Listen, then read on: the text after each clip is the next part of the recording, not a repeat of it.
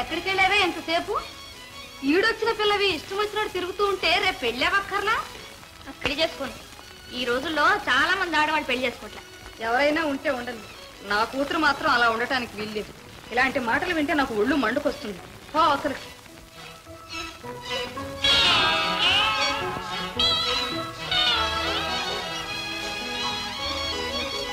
పౌడి చెంగురు ఆ మూట ఏమిటి?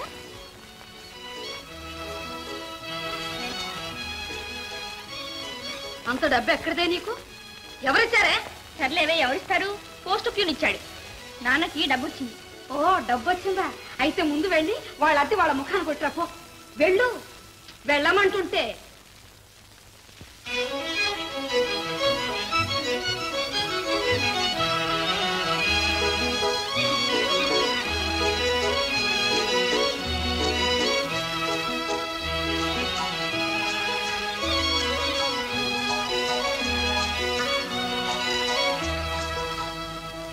ఏమండోయ్, జడ్జి గారి ఇంటికి వెళ్తుంటే ఎదురొచ్చావు. వెళ్ళిన పని అయినట్టే. ఏ ఆ మట్టి గడికి ఇచ్చిన 40 రూపాయల కోసం వచ్చావా? నేను ఇవ్వను పో. ఒరే రవి, నేను ఇవ్వను పో. ఒరే రవి. నాన్న, నేను పిలిచిన స్లాక్ నువ్వు తొడిగావేమిటి? నీకేం బాగలే. అన్ని నీకే బాగుంటాయి మహా. రై, ఈ పిల్ల మట్టి గడికి ఇచ్చిన 40 రూపాయల కోసం వచ్చింది. ఇచ్చావు, జాగ్రత్త. అన్నేస్తాను. నేనెందుకు ఇస్తాను నాన్న? అదంతా నేను చూసుకుంటానుగా. నువ్వు వెళ్ళు.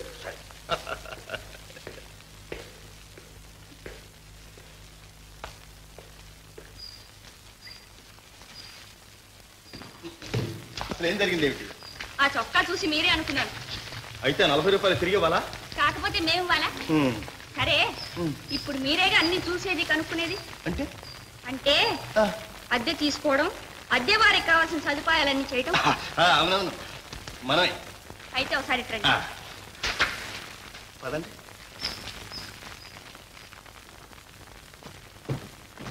చూడండి, ఆ మెట్లు కాస్త బాగు చేయించాలి.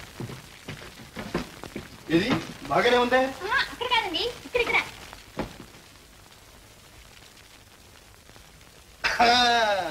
ఇక్కడ అనుకుంటాను.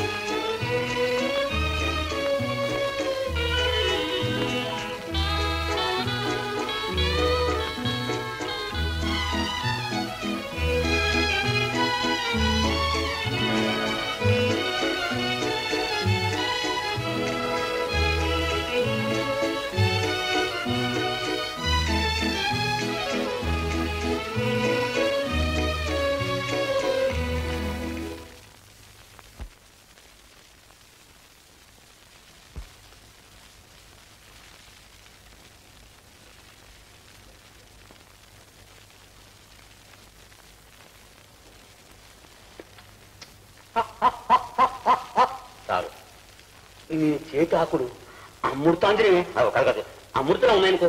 ఇచ్చే ఆకులన్నీ ఇచ్చే. నేను దగ్గరికి వచ్చే. పాపం చాలా కష్టపడతారు కానీ ఇంటికి వెళ్ళిన పని ఏమైంది? అయితే జడ్జి గారి అమ్మాయి సంగతనా? ఓ, దర్జాగా వెళ్ళిపోయాను.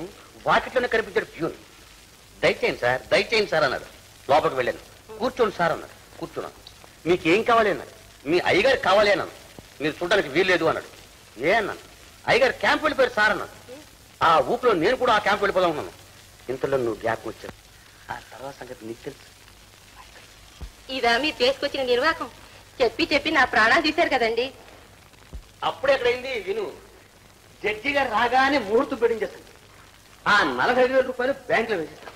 లేకపోతే మన రవి జడ్జి గారి అమ్మాయి ఈ ఇంట్లో చిలకా గోరింకలా ఉంటాడు.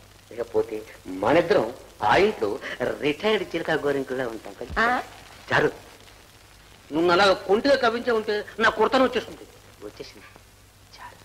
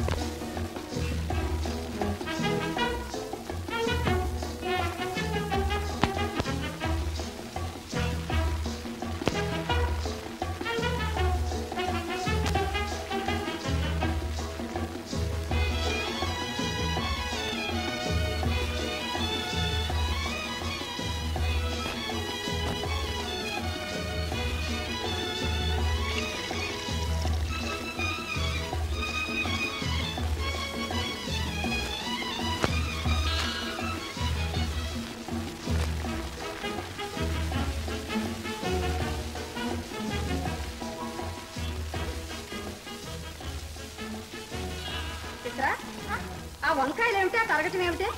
అలా కింద పోసుకుంటే కండ్రకి పోవు. లేలే నీకు పని చెప్పు, నాదే బుద్ధి తప్పు.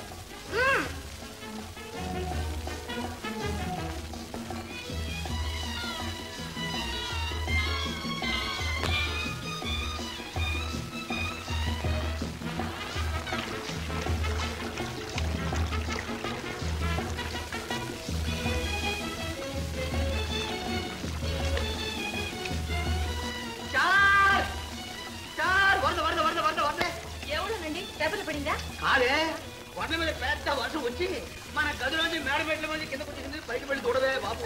ఇదేంటి?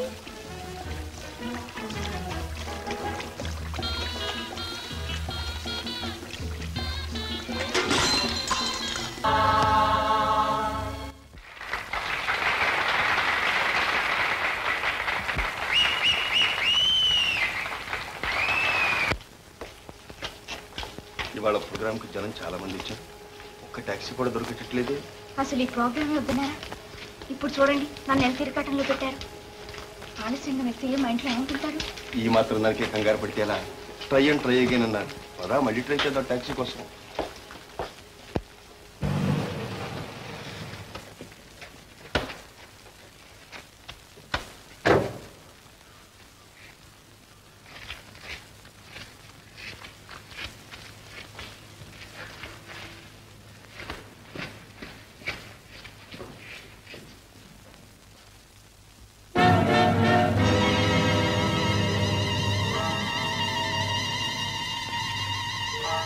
ఎక్కడికి వెళ్ళావే ఎంతసేపు? నిన్నే. ఎక్కడికి లేదమ్మా, ఆ పార్వతమ్మ గారు అమ్మాయి పిలిస్తే అమ్మతోని అబద్ధాలు ఆడేటంత ఆనందవయ్య. అందుకే నీకు చిన్నప్పుడే పెళ్లి చేయమన్నాను. ఏమంటే ఏం లాభం? నీ పైన బ్రతలైన తర్వాత దౌర్భాగ్యురా. ఈ పై మోజులు 4 రోజులే ఉంటే ఆ తర్వాత జీవితాంతం ఏడుస్తూ కూర్చోవలసింది. లేకపోతే కలిగిన వాడితో పెళ్ళైతే నీకు నాకు బాధ ఏముంది? కానీ ఆ కుర్రవాడు తండ్రి ఈ పెళ్లికి ఒప్పుకోడు, ఈ పెళ్లికి ఒప్పుకోడు. వాళ్ళు భాగ్యవంతులు, మనం పేదవాళ్ళు. ఎప్పటికీ పొత్తుకోదొరదు. నేనేం చేయలేదమ్మా. ఇంతకంటే ఇంకేం చెయ్యా? పెళ్లిడికి వచ్చిద్దాం. పెళ్లి కాకుండా నేను సర్వస్వం ఒకరికి అప్పగించుకుంటే ఇంకా నీకు దక్కేదేమిటే? నేనేం తప్పు చేయలేదమ్మా. తప్పు నువ్వెందుకు చేస్తావు? తప్పు చేసింది మేము. వీటిలోంచి తెచ్చి పెంచుకున్నందుకు వీధి బొద్దులే వచ్చాయి. ఎలాంటి వయసులో పిల్లలు తెచ్చి పెట్టుకున్నావు రా భగవంతుడా. పరువు ప్రతిష్టలు మంట కలిసి తలవంపులు వచ్చి పడ్డాయి. ఎన్ని ఘోరాలు జరుగుతున్నా ఇంకా నాకు నేనేం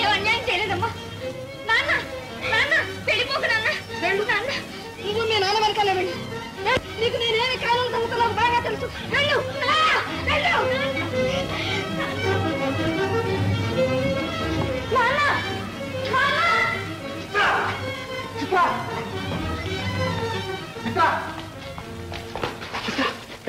ఎక్కడికో ఏం చేస్తావు? చస్తాను, సరేనా? చూడండి, జనం పోగుతున్నాయి. నీకు పుణ్యం ఉంటుంది, వెళ్ళండి. సరే, ఆ పక్కకి మాట్లాడుకుందా. వదలండి, వచ్చానుగా. ఏం చెప్తారో చెప్పండి. నేను నిన్ను పెళ్లి చేసుకుంటా. అబ్బాబా, ఇక్కడ కూడా తయారయ్యారు. నోరు తెచ్చుకు చూసేవాడు.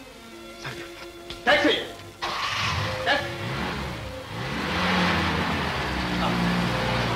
ట్యాక్సీ ఎందుకు? లోపల కూర్చొని మాట్లాడుకుందాం. ఎవరు చూడు.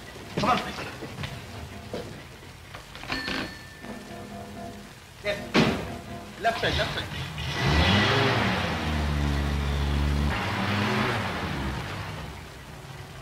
టాక్సీ.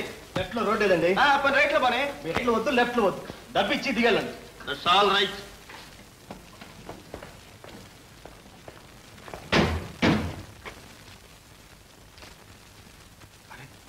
మరి స్పోర్ట్స్ జేబులో ఉండిపోయింది. సరే, వచ్చిన తోడే పని. అదేం కుదరదు. డబ్బు లేకపోతే పోలీస్ స్టేషన్ వెళ్ళాల్సిందే. మేము రాం. కాస్త తీసుకెళ్ళి. చిత్ర, నన్ను పట్టించాలని చూస్తున్నారా? నాకు అక్కర్లేదు, డబ్బే కావాలి.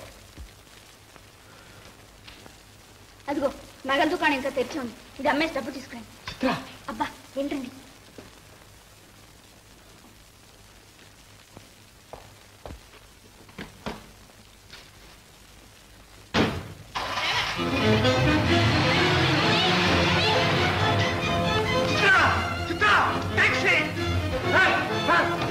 ఆ టాక్సీ మా వాళ్ళు ఎక్కించిపోతున్నాడు. కొంచెం ఫాలో చేయాలి సార్. Thank you sir. పదండి సార్.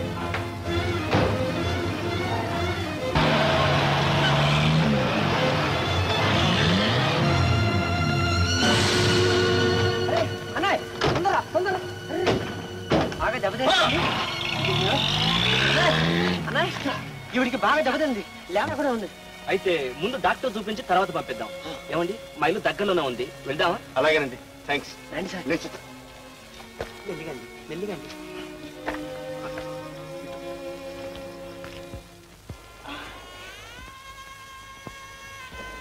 మరేం లేదు, బాగా షాక్ తగిలింది. రాత్రి కదిలించకండి, పొద్దున క్లాస్ చెప్తుంది. Thank you doctor. ఒరే అంజీ, డాక్టర్ గారిని వదిలేసి థియేటర్కి వెళ్ళొస్తాను. వీళ్ళకి ఏం కావాలో చూస్తాను. అలాగే అలాగే. ఏమైనా సరే నేను ఇప్పుడు ఇంటికి వెళ్ళాలి. చిత్త, అదేమిటమ్మా, డాక్టర్ గారు అంత గట్టిగా చెప్పేశాను. మీ మనిషి దగ్గరుండగా ఏం భయం? రేపు వెళ్ళొచ్చుగా. ఒక్క రాత్రి నేను ఇలా ఇల్లు వదిలిన్నానంటే నా గట్టి అవుతుందో తెలుసా? ముందు నన్ను ఇంటికి తీసుకెళ్ళండి రవి, ఇంటికి తీసుకెళ్ళండి.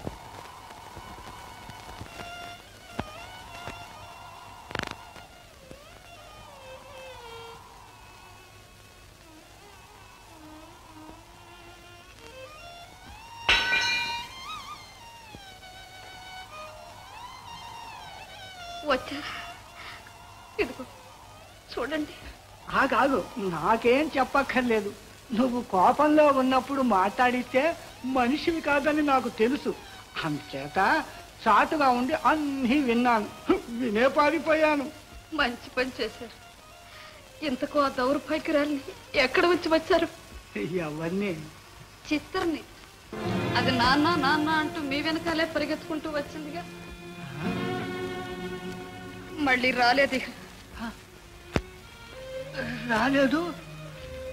అప్పటి నుంచి చిత్ర ఇంటికి మళ్ళీ రాలేదు. అయితే మరి ఏమైపోయిందో, ఎక్కడికి పోయిందో? కాదు, ఏదో జరిగే ఉంటుంది. దిక్కులేని పసిదాన్ని వీధిలోంచి తెచ్చుకోనే వీధిలోకే తరిమేసావా? ఎంత పని చేసావే పాపిష్టిదానా! ఇప్పుడు నేను ఎక్కడికి పోగలను? ఏం చెయ్యగలను? అమ్మా అమ్మా అంటూ వీధుల వెంట కేకలేస్తూ తిరగనా, లేక ఏ గంగలానైనా దూకనా? చెప్పు, నన్ను ఏం చెయ్యమంటావు? చెప్పు. చూడు సరస్వతి, నువ్వు ఏం చెయ్యమంటే అది చేస్తాను. చెప్పు, చెప్పమంటుంటే. చెప్పడానికి దాన్ని నేనేమైనా తరివేశానా? నువ్వెందుకు తరిమేస్తావు? పెంచిన దానివి. కానీ మళ్ళీ అది వీధిలోకి పోవలసినంత కటువైన మాటలు మాత్రం అన్నా. అది ఇంట్లో కాలు పెట్టినప్పటి నుంచి నువ్వు భేద బుద్ధి చూపిస్తున్నావు. అది అమ్మ అని నిన్ను తల్లినిగా చేసుకోగలిగింది కానీ నువ్వు మాత్రం దాన్ని కూతురుగా స్వీకరించలేకపోయినావు. నేను సరళ అని పిలుచుకుంటే అది చూసి సహించలేకపోయినావు. సరళ ఎప్పుడా చచ్చిపోయి కానీ చిత్రం మాత్రం చేతులారా చంపేశావు. ఈ యథార్థానికి బాధ్యత నీదే. ఇవాళ నువ్వైనా చావాలి, నేనైనా చావాలి.